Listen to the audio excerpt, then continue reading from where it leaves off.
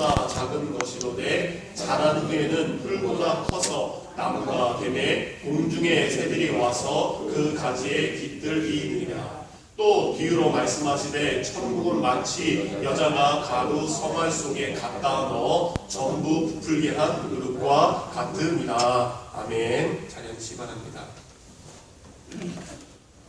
오늘 마태복음 13장 말씀을 통해서 작지만 큰 것이란 제목으로 주의 말씀을 함께 나누겠습니다. 여러분 트루먼 대통령을 잘 아실 겁니다. 트루먼 대통령은 미국의 33번째 33대 대통령으로 선출되었습니다. 근데 그는 원래는 대통령으로 선출된 것이 아니라 부통령에 됐던 사람입니다. 그렇지만 프랭클린 루즈벨트 대통령이 갑자기 대통령이 된 지 82일 만에, 그리고 트루먼이 부통령에 오른 지 82일 만에 갑작스럽게 죽음을 맞이해서 부통령이었던 트루먼이 대통령직을 승계하게 되었습니다.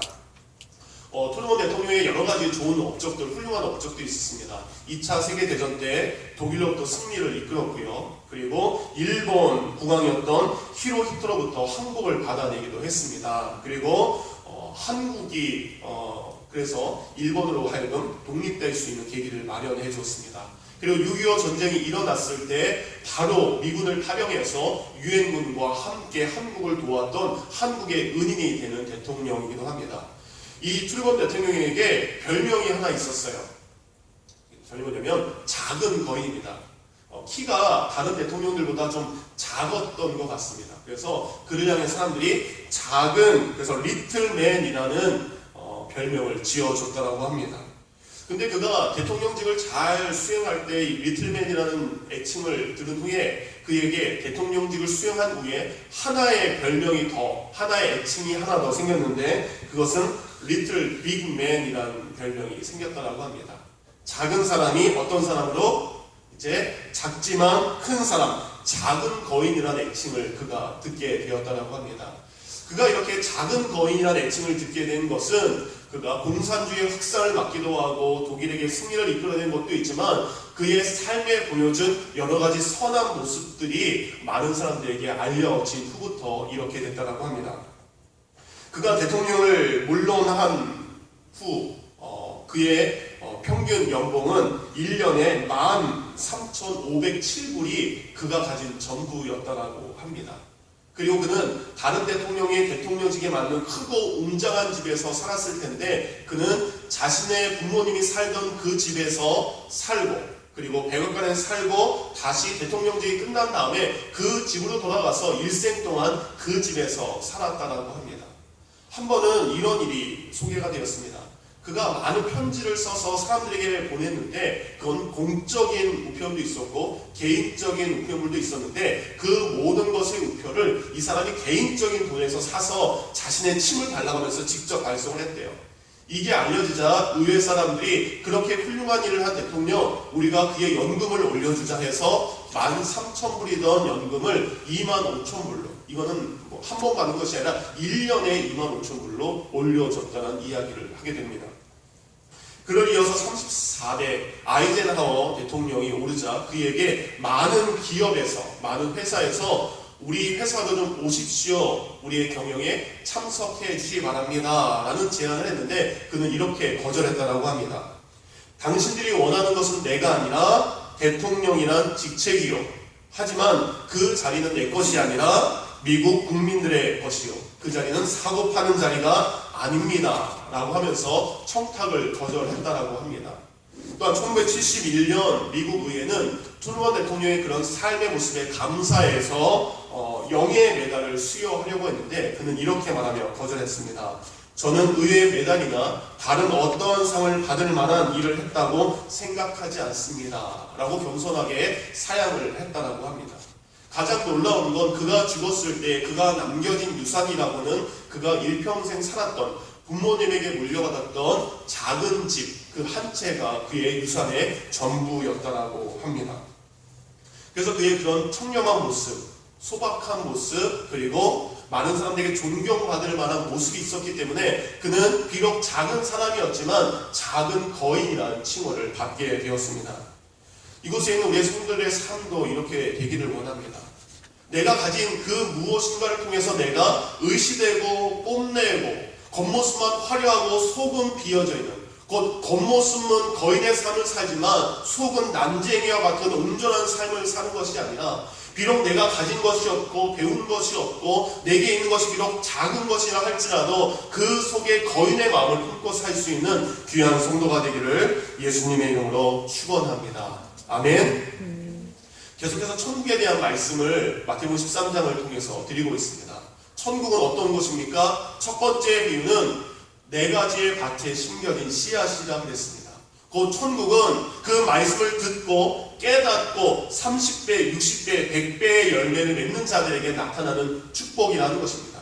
많은 사람들이 말씀을 듣습니다. 근데 듣는 것에 그쳤다면 그것은 돌밭이요, 길가밭이요, 가시떨기밭이 되는 것입니다. 그렇지만 말씀을 듣고 그것에 열매 맺는 사람이 천국의 삶을 살게 된다고 이야기합니다. 두 번째 비유는 알곡과 가라지의 비유입니다. 이제 내가 천국을 소유하면서 살아가고 있는데 천국의 기쁨을 가지고 살아가는 내게 누가 있습니까? 사단이 가라지 같은 시험과 어려움을 우리에게 함께 몰래 심겨 놓았다는 겁니다. 그렇지만 우리의 믿음을 방해하는 가라지 같은 일들이 있다 할지라도 우리의 믿음을 굳건하게 지킨다면 그 알곡은 천국으로, 그리고 우리를 방해했던 그 악한 것은 지옥으로 가게 될 것이라고 가라지와 알곡에 대한 비유를 말씀해 주셨습니다.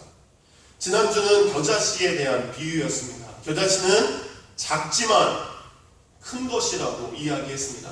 천국은 화려하고 크고 웅장한 것을 시작하는 것이 아니라 작고 보잘것없는 것에부터 시작해서 점점 성장해 나가서 마지막에는 새들이 오고 그리고 그늘을 만들 만큼 자라고 확장되는 것이 천국이라는 말씀을 드렸습니다.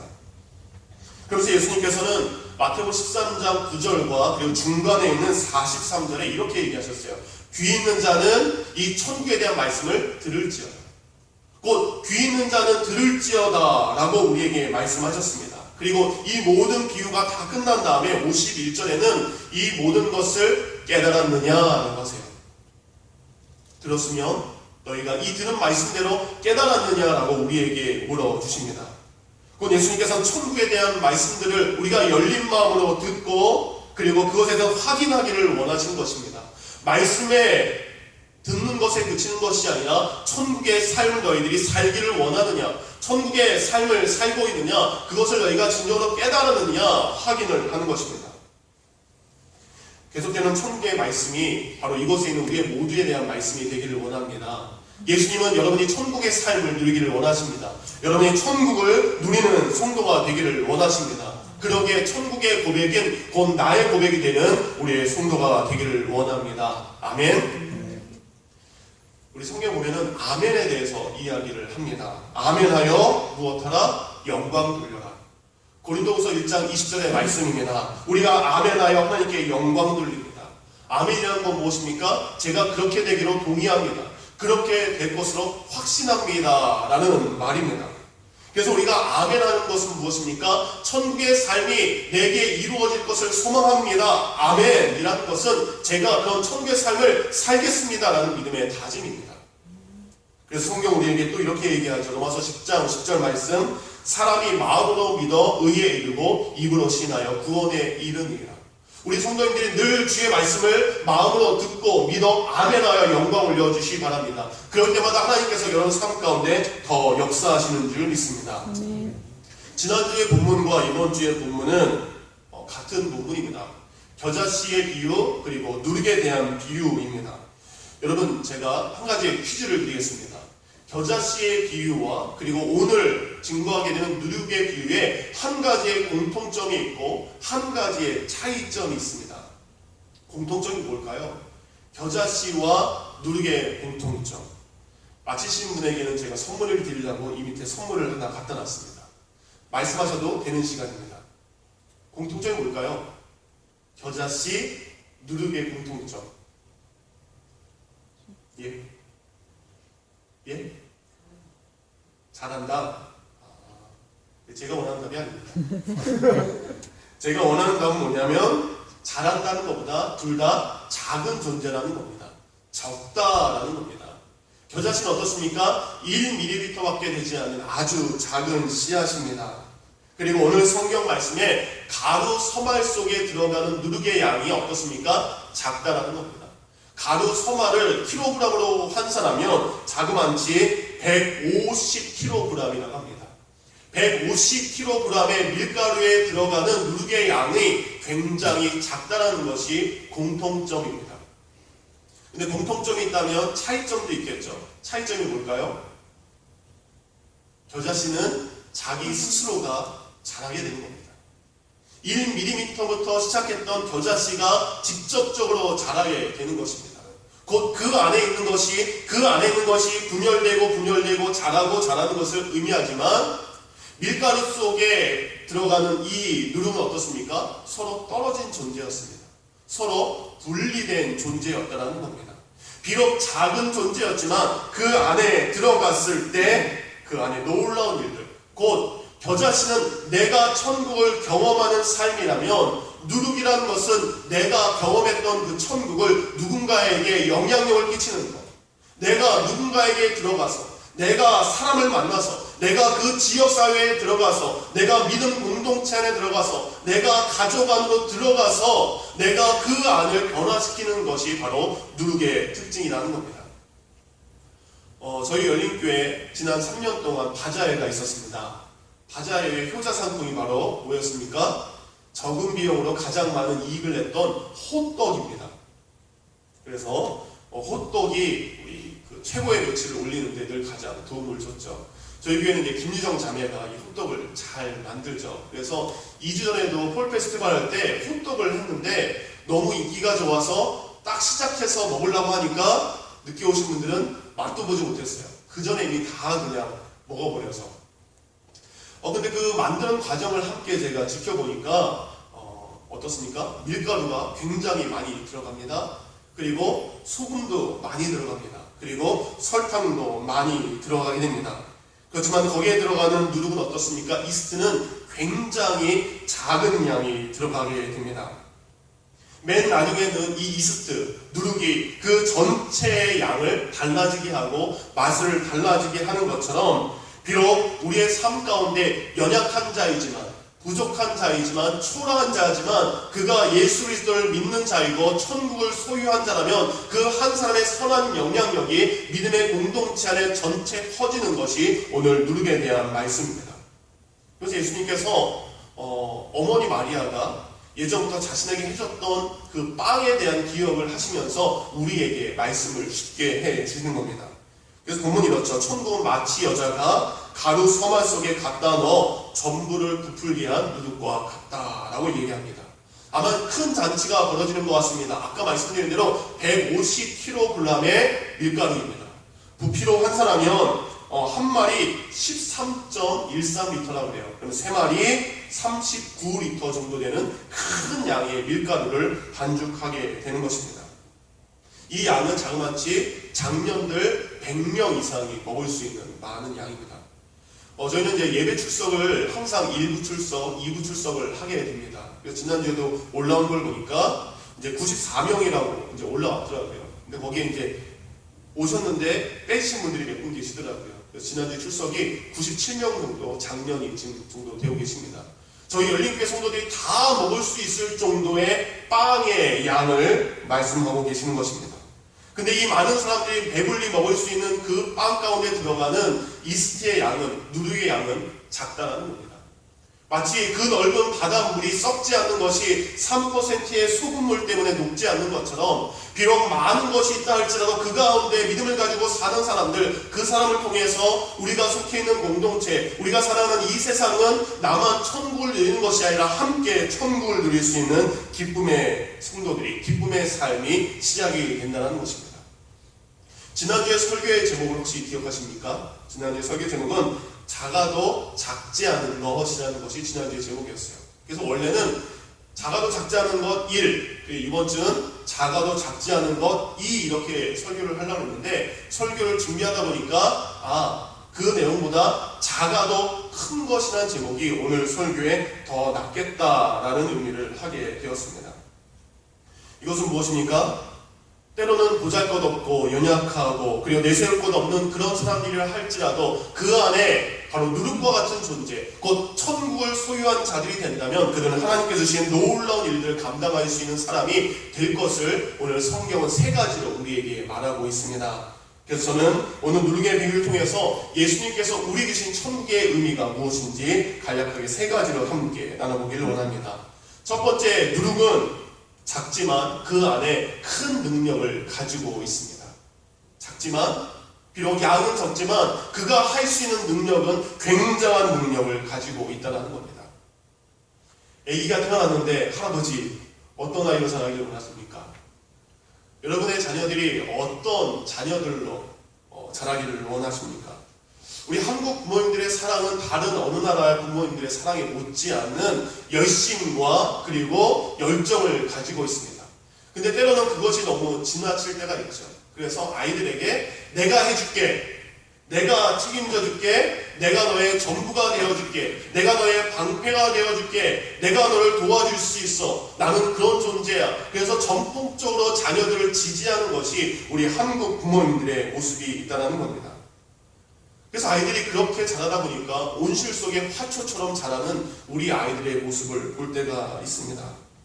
그래서 대학생이 돼도 그리고 성인이 되어서도 늘 부모님의 도움 속에, 늘 부모님의 그늘 속에 자라고 싶은 유약한 아이들로 자라는 것이 우리 아이들의 모습입니다. 이런 아이들을 위해서 여러분에게 자녀 교육에 좋은 성경 구절을 한 구절 소개시켜 드리겠습니다. 여러분이 대운이 잘 알고 있는 빌립보서 4장 13절은 어떤 내용이죠?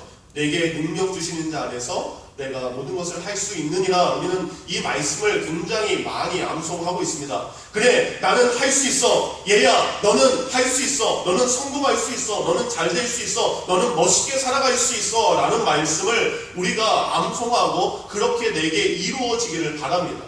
그렇지만 이 말씀 그 위에 있는 더 중요한 11절과 12절의 말씀을 우리는 잊고 살고 있습니다. 빌립보서 4장 11절과 12절의 고백은 이렇습니다. 어떤 형편에서든지 나는 자족하기를 배웠노니 나는 비천에 처할 줄도 알고 풍부에 처할 줄도 알아. 모든 일 곧 배부름과 배고픔과 풍부와 궁핍에도 처할 줄 아는 일체의 비결을 배웠노라. 우리 아이들이, 우리의 자녀들이 풍부에 그리고 많은 것에 넉넉함에 많은 것에 성공하는 자리에 거하기를 원합니다. 그렇지만 우리가 진정으로 그 아이를 원한다면 때로는 우리 아이들이 인생에서 만나는 배고픔을 겪고 이겨낼 수 있는 비결을 가르쳐줘야 됩니다. 궁핍에 처했을 때 그 궁핍 또한 이겨낼 수 있는 믿음의 은혜를 우리 아이들에게 가르쳐줘야 됩니다. 실패를 만났을 때 어떻게 만족할 수 있는지, 내가 넘어짐을 만났을 때 어떻게 그것이 내게 유익이 되는지 그것을 가르쳐줘야 됩니다. 곧 물고기만을 주는 것이 아니라 물고기를 잡는 법도 가르쳐줘야 되고, 물고기가 잡히지 않았을 때 그럼에도 불구하고 어떻게 자족해야 되는지, 어떻게 만족하는 인생을 살아가야 되는지 우리의 자녀들에게 가르쳐줘야 됩니다. 이 고백은 사도 바울의 고백입니다. 주님, 내가 배고파도 좋습니다. 내가 배가 불러도 좋습니다. 내가 풍부해도 좋습니다. 그렇지만 아무것도 없는 초라함 가운데 살아도 나는 괜찮습니다. 이 모든 것에 대한 비결을 나는 배웠기 때문입니다. 근데 이 비결의 시작은 무엇입니까? 바로 내게 능력 주시는 자, 곧 예수 그리스도가 그 안에 있는 자에게는 이러한 능력이 나타난다는 겁니다. 사도가 말합니다. 내 능력으로 이 일체의 비결을 배운 것이 아닙니다. 내게 능력 주시는 예수 그리스도로 말미암아 내가 이 모든 것을 자족할 수 있는 삶을 살게 되었습니다. 곧 천국은 이러한 것입니다. 천국은 우리의 삶 가운데 함께 계신 예수 그리스도로 말미암아 외부적인 어떤 환경 때문에 내가 좌지우지 되는 것이 아니라 내 안에 있는 예수 그리스도로 말미암아 자족하고 내 안에 있는 예수 그리스도로 말미암아 만족하는 삶을 살게 되는 것. 비록 현실은 우리에게 작게 보입니다.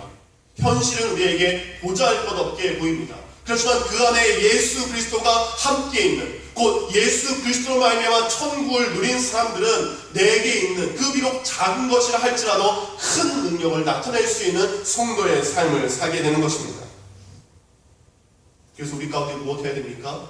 내게 주신 예수 그리스도의 능력을 가지고 내 이웃에게 전해야 되는 것입니다.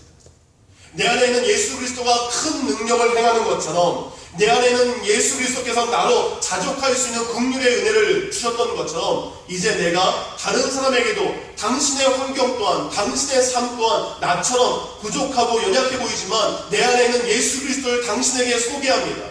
내가 만난 예수 그리스도를 당신에게 소개합니다. 사랑하는 아이야, 내가 믿는 예수 그리스도를 너에게 소개한다. 예수님이 너에게 만족을 주시는 능력을 너에게 주실 것이다.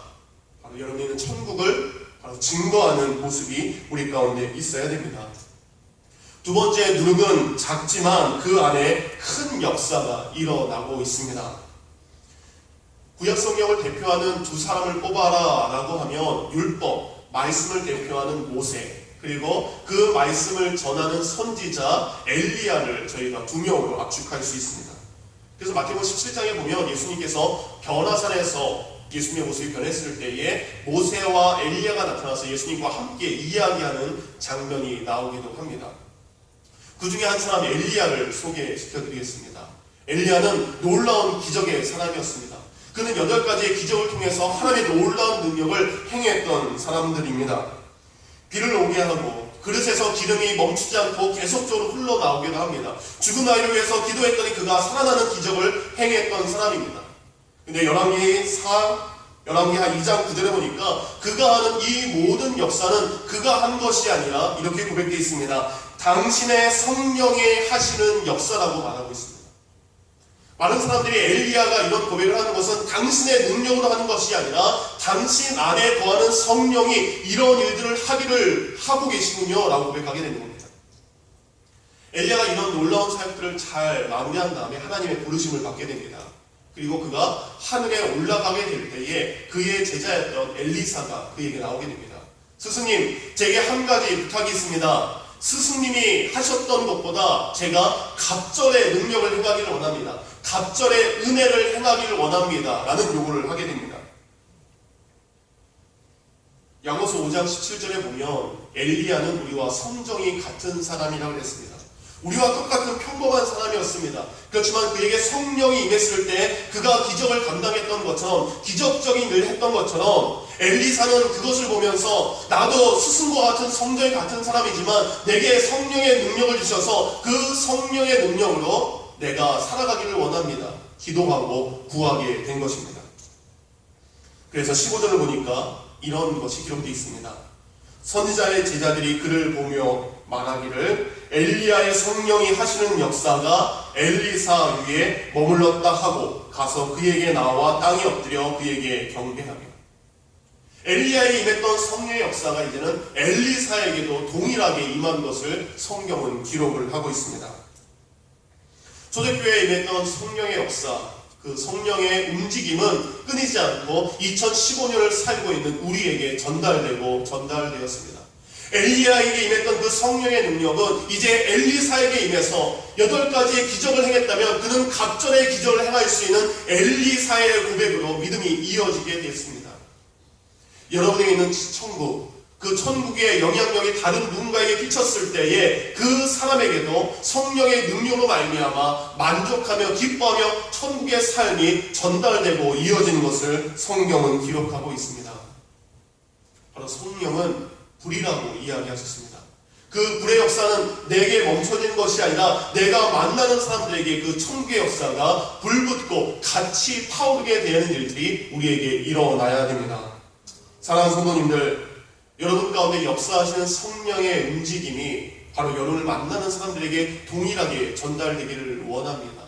그러려면 어떻게 해야 됩니까? 성령을 날마다 사모해야 됩니다. 날마다 성령의 은혜를 구하는 삶을 살아야 됩니다. 성령이여 나를 주장하시고 성령이여 나를 인도하여 주시옵소서. 곧 성령이 인도해가는 그 삶을 통해서 여러분만 성령의 인도를 받는 것이 아니라 여러분 옆에서 함께 살고 있는 이들 또한 성령의 인도하심을 받게 되는 놀라운 기적이 일어나게 되는 것입니다. 섬을 속에 들어가는 누룩 가운데에 비록 작은 것이었지만 우리 가운데 임한 성령의 역사를 통해서 이 교회가, 이 샬롯이 여러분의 가정이 변화될 수 있다라고 성경 우리에게 말하고 계시는 겁니다. 마지막 누룩은 작지만 그 안에 큰 영향력을 끼치고 있습니다. 숫자를 몇 가지 불러드리겠습니다. 1, 11, 120, 500, 3000, 그리고 플러스 알파. 이게 뭘까요? 예수 그리스도로 시작된 복음입니다. 예수 그리스도의 영향력이 가룟 유다를 제외한 11 제자에게 임했습니다. 11 제자에게 임했던 그 능력의 은혜가 마가다락방의 120문도에게 그 영향력이 끼쳤고, 그리고 120문도가 세상 가운데 흩어져서 베드로가 증거한 설교를 통해서 3,000명의 사람들이 복음을 듣게 되었고, 그 3,000명의 사람들이 흩어져서 수많은 사람들이 복음의 영향력을 끼치고 받게 되었습니다. 또 예수 그리스도 한 분의 영향력을 통해서 지금 전 세계 수많은 사람들이 예수 그리스도의 은혜로 말미암아 천국을 경험하고 있습니다. 17살의 한 청소년이 유니버설 스튜디오를 기웃기웃거리고 있습니다. 영화를 찍는 것이 어떻게 되어 있을까 호기심 많은 한 청소년은 이웃젓을 기울이다가 실버지라는 한 편집 기술자를 만나게 됩니다. 그리고 그 사람의 도움을 받아서 그는 그곳을 마음대로 출입할 수 있는 증을 받게 됩니다. 처음에 그를 만났을 때 몰래 숨어 들어갔기 때문에 자기를 혼내키고, 그리고 경비원에게 자기를 넘길 줄 알았던 그 실버즈는 그 17살 소년에게 그 호기심 가득한 눈으로 언제든지 들어와서 필요한 것을 볼 수 있는 그 출입증을 하게 되었습니다. 그 뒤로 이 소년은 시간이 날 때마다 계속해서 이 유니버설 스튜디오를 들어가서 자기의 필요한 모든 것들을 보게 됩니다. 그리고 이 17살 소년은 그곳에서 많은 것을 본 후에 가장 성공한 영화 한 편을 만들게 되죠. 그 영화 무엇입니까? 그 17살 소년이 자라서 처음 만든 영화가 바로 주라기 공원이라는 영화였습니다. 스티븐 스필버그, 그는 자신에게 그 스튜디오를 마음껏 들어오게 했던 한 사람, 그 실버지라는 사람의 도움을 통해서 전 세계 많은 사람들의 감동적인 영화를 만드는 사람으로 바뀌게 된 것입니다. 한 사람의 영향력, 한 사람의 도움으로 세계의 아름다운 영화를 만들 수 있는 영화의 거장이 태어나게 된 것입니다. 근데 반면에 우리는 누군가에게 선한 영향력을 받기도 하지만 악한 영향력을 끼칠 수 있는 사람도 있다는 겁니다. 마태복음 16장 11절, 바리새인과 사두개인들의 누룩을 조심해라 라는 말씀이 있어요. 곧 선한 것은 선한 영향력으로 다른 사람들에게 미칠 수도 있지만, 바로 바리새인들의 악한 것이 다른 사람들에게 악한 영향력을 끼칠 수 있기 때문에 그 악한 것을 조심하라고 성경은 말하고 있습니다. 우리의 믿음이 누군가에게 좋은 영향력을 끼칠 수 있습니다. 우리의 믿음이 그렇지만 잘못된 믿음으로 갈 때는 다른 사람들에게 악한 영향력을, 다른 사람들에게 믿음의 온전한 것에 이르지 못하도록 하는 불편한 영향력을 끼치게 된다는 것입니다. 여러분 안에 있는 예수 그리스도, 그 예수 그리스도로 말미암아 다른 사람들에게 믿음의 선한 영향력을 끼치시기 바랍니다. 예수 그리스도가 내 안에 들어왔습니다. 예수 그리스도가 내 안에 들어옴을 통해서 나의 삶이 변화가 되었습니다. 이제는 바뀌어야 됩니다. 이제 내 안에 계신 예수 그리스도로 말미암아 내가 목장 안으로 들어가서, 내가 직장 안으로 들어가서, 내가 가정 안으로 들어가서, 내가 교회 안으로 들어가서, 내가 불신자들이 있는 그곳으로 들어가서 그들 가운데 믿음의 선한 영향력을, 곧 그들의 삶을 변화시킬 수 있는 믿음의 놀라운 일들이 우리 가운데 있어야 될 줄 믿습니다. 우리 열린교회가 이런 누리의 사명을 잘 감당하는 교회가 될 수 있도록 기도해 주시기 바랍니다. 아까 말씀드린 대로 우리 열린교회가 샬롯을 섬기기 위해서 두란노 평생대학을 하고 있습니다. 그리고 다니엘 공부방도 하고 있습니다. 그리고 다른 교회, 작은 교회 아이들에게 악기도 가르쳐주고 있습니다. 이 모든 것은 무엇입니까? 우리가 가진 작은 것이지만 이 작은 것이라도 나누었을 때, 이 작은 것이라도 섬겼을 때 그 안에 놀라운 변화들이 일어나기 때문입니다. 로마 카타콤에 갇혀있던 적은 사람들, 로마 카타콤에서 어둠을 보지 못했던 그 사람들이었지만 그 사람들을 통해서 로마는 복음화가 되었고, 그 사람들을 통해서 로마는 하나님을 섬기는 나라로 바뀌게 되었습니다. 화학자들에 의하면 이 누룩이라는 것은 살아있는 효소라고 이야기합니다. 곧 누룩이라는 것은 죽어있는 것이 아닙니다. 그 안에 살아있는 효소가 분열돼서 밀가루 속으로 들어가고 더 많은 것으로 확장하게 하는 생명력을 가져다 주는 것입니다. 비록 작은 것이지만 그 안에 생명을 포함하고 있기 때문에 그 생명력이 수많은 사람들에게 전달되는 것처럼 우리에게 있는 이 생명, 우리에게 있는 이 기쁨의 능력이 비록 작은 것이라 할지라도 우리가 흩어졌을 때, 우리가 그들 안으로 들어갔을 때, 우리가 그들에게 성령을 증거했을 때, 우리가 그들에게 예수 그리스도를 증거했을 때 그들이 살아나는, 그들의 생명 또한 살아있는 믿음의 공동체가 될 줄 믿습니다. 누룩은 작지만 큰 능력이 있습니다. 그것 가운데 역사가 있습니다. 그것 가운데 큰 영향력을 갖추고 있는 생명력인 줄 믿습니다. 오늘도 여러분에게 있는 그 누리의 생명, 누리의 신앙의 고백을 다른 사람들에게 전하고 나누어 줄 수 있는 복된 성도가 되기를 우리 주 예수님의 이름으로 축원합니다. 기도하겠습니다. 우리 들은 말씀 생각하며 기도하겠습니다. 주님, 내게 있는